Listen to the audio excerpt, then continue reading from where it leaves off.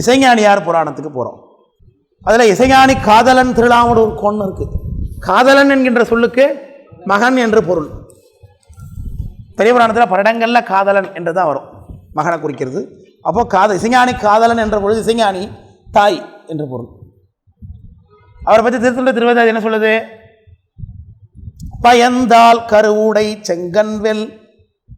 செங்கன் வெள்ளை பொள்ளல் நீல் பனைக்கை கயந்தான் உகைத்த நல் காளையை என்றும் கபாலங் கை கொண்டு அயந்தான் புகும் அரண் ஆரூர் புனித அரண் திருத்தால் நயந்தால் தனது உள்ளத்து என்றும் உரைப்பது ஞானியையே ஏ அப்படின்னு திருத்தொண்ட திருவந்தாதி பாட்டு. பயந்தால் ஃபஸ்ட்லேயே முடிச்சுட்டார். பயந்தால்னா ரொம்ப பயந்தால்னு அர்த்தமா? பார்த்து பயந்துட்டாங்க ரொம்ப. பயந்தால் என்ன அர்த்தம் சொன்னேன்? பெற்றார். யாரை பெற்றார்? அவர் என்ன பண்ணாருங்கிற சொல்றார். கருவுடை செங்கன், கருணா வலிமைன்னு அர்த்தம். இந்த இடத்துல கருவுடை அல்லது கருவம் அல்லது பழிவாங்கக்கூடிய எண்ணம், கோபம், இப்படி எல்லாம் சொல்லுது. செங்கன்னா சிவந்த கண். யாருக்கு சிவந்த கண்ணு? வெள்ளை பொள்ளல் நீல் பனைக்கை கயம்னார். கயம்னா கஜம், யானைன்னு அர்த்தம். இந்த யானை என்ன கலரு? வெள்ளை கலர், வெள்ளை யானை. பொள்ளல் நீல் பனைக்கைனா, பனைக்கைனா பனைக்கைனா பருத்து இருக்கக்கூடிய கை. கை எப்படி இருக்கா? பருத்து இருக்கான். கை உள்ள பொள்ளல்னா தொலைன்னு அர்த்தம். கையை உள்ள தொலை இருக்கு. அது யாருக்கு இருக்கும்? கையை உள்ள தொலை யானைக்கு தான் இருக்குது, வேற யார் கையிலையும் தொலை இருக்காது. யானையுடைய கையில் தொலை இருக்கு. பனைக்கை உம்மதம் வேழ உரித்தவன் அப்படின்னு நினைப்பவர் மனம் கோயிலா கொண்டவன் அனைத்தும் வேடமாம் அம்பலக்கூத்தனை தினைத்தனை போதும் மறந்து உய்வனோ அப்பர் சாமி. பனைக்கை மும்மதம் யானை குறிக்குது. அப்போ அந்த சுந்தரமூர்த்தி சாமி ஏறி எந்த யானையில் போனார் கடைசியா? வெள்ளை யானை. அதான் சொல்கிறார் இங்கே. செங்கன் வெள்ளை பொள்ளல் நீல் பனைக்கை கயம். கயம்தான் உகைத்தான். உகைத்தல்னா மேலே ஏறி வர்றதுன்னு அர்த்தம். உகைத்தல்னா மேலே ஏறி போகிறது. சுந்தரமூர்த்தி சாமிக்கு சாமி என்னத்தை அனுப்புனார்? ஐராவணம் என்கின்ற யானை அனுப்பிச்சார். யார் ஓட்டிட்டு வந்தா? திருமால் பிரம்மா முதலிய தேவர்கள் எல்லாம் ஓட்டு வந்தாங்க அந்த யானையை. வேறும் அது பின்னாடி பார்க்க போகிறோம், அதெல்லாம் விரிவா. உகைத்தனல் காளையை என்றும் கபாலங்கை கொண்டு அயந்தான் போகும் அரணாரூர்னார். அயம்ங்கிறது ஐயம் அப்படிங்கிறது மறிவு இருக்கு. ஐயம்னா பிச்சைன்னு அர்த்தம். ஐயமிட்டு உண். ஐயமிட்டு ஒன்று வருதா?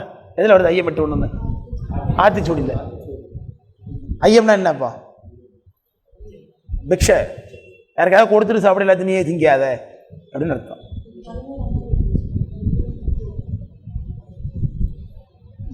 நொய்யிற் பிளவள வேணும் இடுங்கள்ங்கிறார் அருணகிரிநாத பெருமான். வெயிற் கொதுங்கா வெறுநிழல் போல உன் செல்வமெல்லாம் உனக்கு உதவாமல் போயிடும்னார். நல்ல வெயிலில் போகிறீங்க, நிழல் இருந்தால் தேவலை. நம்முடைய நிழலே தான் அங்கே இருக்குது, ஒதுங்க முடியுமா? உதவுமா அந்த நிழல்? எப்படி நம்ம நிழல் நமக்கு வெயிலுக்கு ஒதுங்க உதவாதோ அதே மாதிரி நம்முடைய செல்வமெல்லாம் நமக்கு உதவாமல் போயிடும் ஒரு காலத்தில். அதனால் நொய்யிற் பிளவள வேணும் இடுங்கள்னார். உங்கள்கிட்ட ஒரு நொய் இருக்கா, அதை பிளந்து அதில் பாதி யாருக்காவது கொடுங்கிறார். அப்படி வாழணுமா? இல்லைனா என்ன ஆகும்? ஈயார் தேட்டை தீயார் கொள்வர். தேடி புதைத்து திருட்டில் கொடுப்பருங்கிறார் அருணகிரிநாத பெருமான். இதை யார் தேடி புதைத்து வைக்கிறான்னு அடுத்தவன் கொடுக்காம அவன் யார்கிட்ட கொடுத்துருவான்? எல்லாத்தையும் தேடி புதைத்து திருட்டில் கொடுப்பர்ல. இறப்பவர் கீய வைத்தார், ஈபவருக்கு அருளும் வைத்தார், கரப்பவர் தங்கட்கெல்லாம் கடு நரகங்கள் வைத்தார். அவன் எல்லாரும் கொடுத்து வாழணும், அதுக்காக அதை சொன்னார். அப்போ ஐயம்னா பிக்ஷை. ஐயம்ங்கிறது அயம்னு வந்திருக்கு. அயந்தான் புகும் அரண். பிக்ஷை வாங்கக்கூடிய சுவாமி அரண். ஆரூர் புனித அரண் திருத்தால் நயந்தால் தனது உலத்து என்று. எப்போதும் திருவாரூர் பெருமானை வழிபாடு செய்கின்றவள் இந்த அம்மையார். இதை கொண்டுதான் இசைஞானியாருடைய சொந்த ஊர் திருவாரூர் என்று சொல்றாங்க. அதாவது சுந்தரமூர்த்தி சாமிக்கு மாமா ஊர் என்ன ஊர்? அப்போ திருவாரூர் என்று கொள்ள வேண்டியிருக்கு. சுந்தரமூர்த்தி சாமியோடைய அப்பா ஊர் திருநாவலூர். மாமா ஊர்னா யார் ஊர்? அது அம்மாவுக்கு பிறந்த ஊர் தான் மாமா ஊர். தெரியுமா தெரியாது? அது முதல்ல அம்மா எங்கே பிறந்தவங்களோ அதுதான் மாமா ஊர். அப்போ சுந்தரருக்கு மாமா ஊர் என்னவா இருக்கலாம்? திருவாரூர். மாமனார் ஊரே மாமனாரே கிடையாது. ஒரு இடத்த மாமனார் இவரு அருணாச்சாருக்கு தந்தை இல்லை, சங்கிலிநாச்சியாருக்கு தந்தை உண்டு அப்படின்னு மாமனார் உறவு கொண்டாடின மாதிரி ஒன்றும் தெரியல.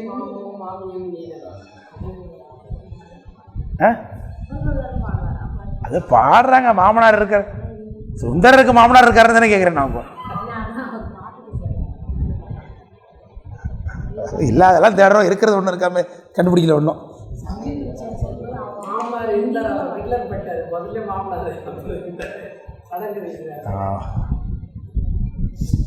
நயந்தால் தனது உள்ளத்து என்றும் உரைப்பது ஞானியை ஏன்னர். ஞானி என்று சொல்லுகின்றார். இது திருத்தொள்ளி திருவந்தாதி. இந்த அம்மாவை பற்றி சுந்தரமூர்த்தி சாமி என்ன சொல்கிறாங்கன்னு பார்ப்போம்.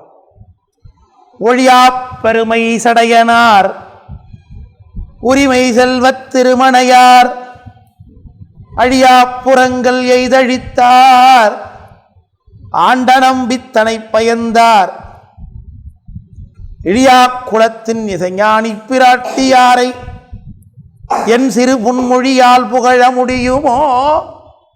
முடியாது, எவர்க்கும் முடியாதா.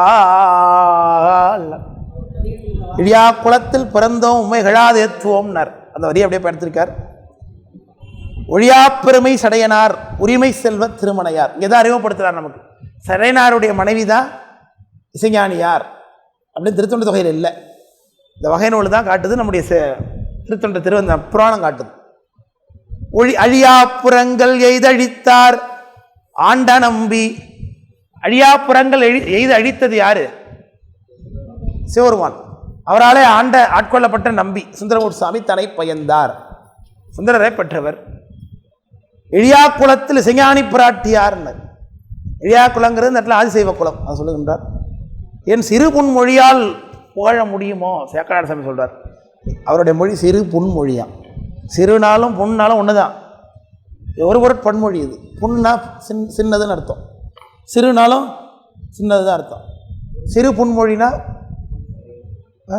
அது பொன் சடை சின்ன சடைன்னு அர்த்தம். சிறு பொன்மொழினா சின்ன சின்ன அப்படின்னு அர்த்தம். சின்ன சின்ன மொழின்னு வச்சுக்கலாமா? ஒரு பொருள் பன்மொழின்னு போயிருது. ஒரு சொல்லு தான், ஒரு பொருள் தான், ஆனால் பல சொல் வந்திருக்கு அது குறிக்க. மொழியால் புகழ முடியுமோ? முடியாது, எவருக்கும் யாராலையும் முடியாதுக்கும் போது என்னால் மட்டும் எப்படி முடியும் என்று சொல்லி நிறைவு பண்ணுகிறார் சுந்தரமூர்த்தி சாமி.